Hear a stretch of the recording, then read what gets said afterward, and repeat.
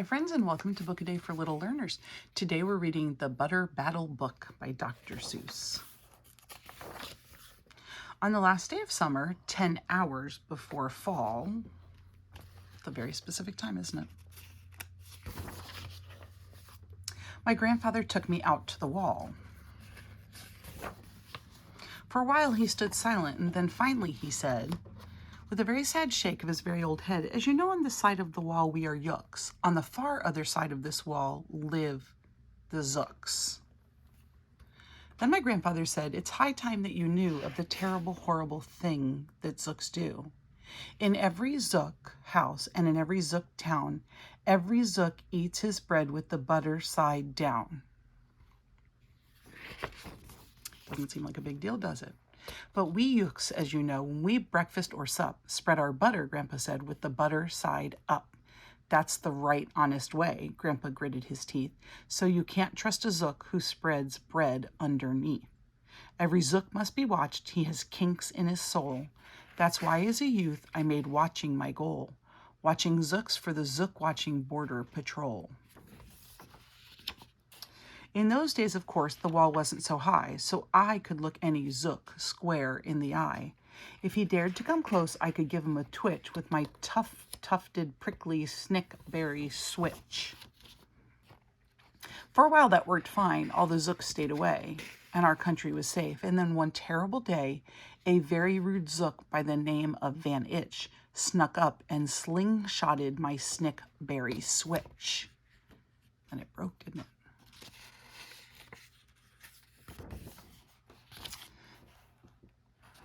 With my broken off switch, with my head hung in shame, to the chief Yookaroo in great sorrow I came. But our leader just smiled. He said, "You're not to blame, and those Zooks will be sorry they started this game. We'll dress you right up in a fancier suit. We'll give you a fancier slingshot to shoot." And he ordered the boys in the back room to figure how to build me some sort of a triple sling jigger. With my triple sling jigger, I sure felt much bigger. Like this, huge, friends. I marched to the wall with great vim and great vigor, right up to Van Itch with my hand on the trigger. "I'll have no more nonsense," I said with a frown, "from Zooks who eat bread with the butter side down." Van Itch looked quite sickly. He ran off quite quickly. I'm unhappy to say he came back the next day in a spiffy new suit. There's a suit.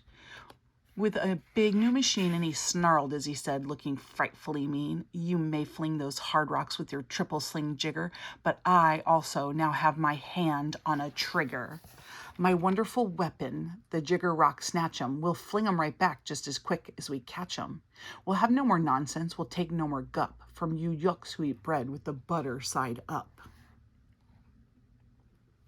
They're having a disagreement about where to put the butter on bread, but they're not even trying to talk about it or understand the other person's perspective. "I have failed, sir," I sobbed as I made my report to the chief Yookaroo in the headquarters fort. He just laughed. "You've done nothing of the sort. Our slingshots have failed." That was old-fashioned stuff. "Slingshots, dear boy, are not modern enough. All we need is some new-fangled kind of gun. My boys in the back room have already begun to think up a walloping whiz-zinger one. My bright boys are thinking they're on the right track. They'll think up one quick and we'll send you right back." They thought up a great one. They certainly did. They thought up a gun called the Kickapoo Kid, which they loaded with powerful poo-a-doo powder and ants' eggs and bees' legs and dried fried clam chowder. Ooh. Sounds disgusting. And they carefully trained a real smart dog named Daniel to serve as our country's first gun-toting spaniel. Then Daniel, the Kickapoo Spaniel, and I marched toward the wall with our heads held up high, while everyone cheered and their cheers filled the sky. "Fight, fight for the butter side up. Do or die." Friends, I don't think this is really a battle they should be taking on. Well, we didn't do, and we didn't die. We didn't quite die, but we sure did get worsted, poor Daniel and I. Van Itch was there too, and he said, the old pig, "The boys in my back room invented this rig called the 8-nozzled elephant-toted boom blitz. It shoots high explosive, sour cherry stone pits and will put your dumb Kickapoo kid on the fritz. Poor Daniel and I were scared out of our wits. There's their little one. Look at this big one they have to go up against. A little bit obvious who would win if they went to battle at this point. Once more, by Vanitch, I was bested and beat. Once again, I limped home from the wall in defeat.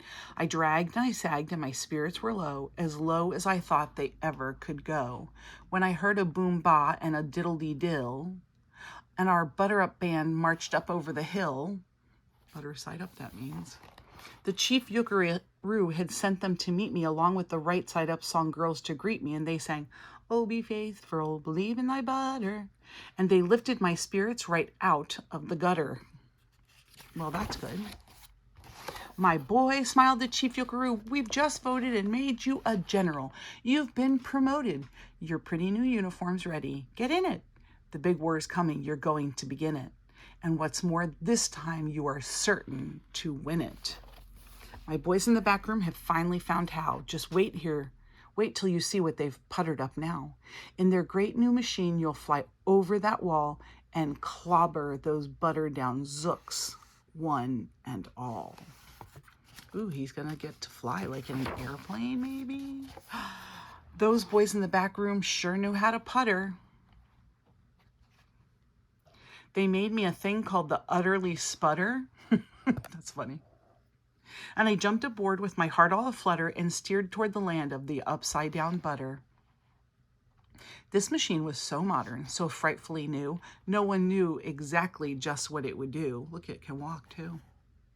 Look, they're all cheering him on again. But it had several faucets that sprinkled. So it's going to spray water.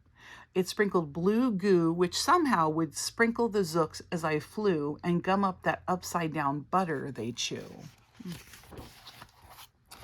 I was racing pell-mell when I heard a voice yell, "If you sprinkle us zooks, you'll get sprinkled as well." Look, it's the exact same thing. Vanitch had a sputter exactly like mine, and he yelled, "My blue gooer is working just fine. And I'm here to say that if yooks can goo zooks, you'd better forget it, 'cause zooks can goo yooks." Dr. Seuss books are often tongue twisters, aren't they? I flew right back home, and as you may have guessed, I was downright despondent, disturbed, and depressed. And I saw just as soon as I stepped back on land, so were all of the girls of the Butter Up Band. They're all sad. It didn't go well, did it? The chief drum majorette, Ms. Yuki Ann Sue, said, "That was a pretty sour flight that you flew, and the chief Yuckaroo has been looking for you." I raced to the office. The place was a sight. "Have no fear," said the chief. "Everything is all right. They've thought up a gadget that's newer than new. It's filled with mysterious moo-lacka-moo and can blow all those zooks clear to Salamagoo. They've invented the bitsy big boy boom-a-roo. You just run to the wall like a nice little man, drop this bomb on the zooks just as fast as you can. I've ordered all yooks to stay safe underground while the bitsy big boy boomeroo is around." It says toppest, secretest, brain nest. Don't know if this will work, friends. As I raced for that wall with the bomb in my hand, I noticed that every last yook in our land was obeying our chief Yuckaroo's grim command. Look, it says you're Yuckaroo. They were all bravely marching with banners aflutter down a hole for their country and right side up butter. There he is with the little, it looks like a jelly bean or an egg. That's when grandfather found me. He grabbed me. He said, "You should be down that hole and you're up here instead. But perhaps this is all for the better somehow. You will see me make history right here and right now."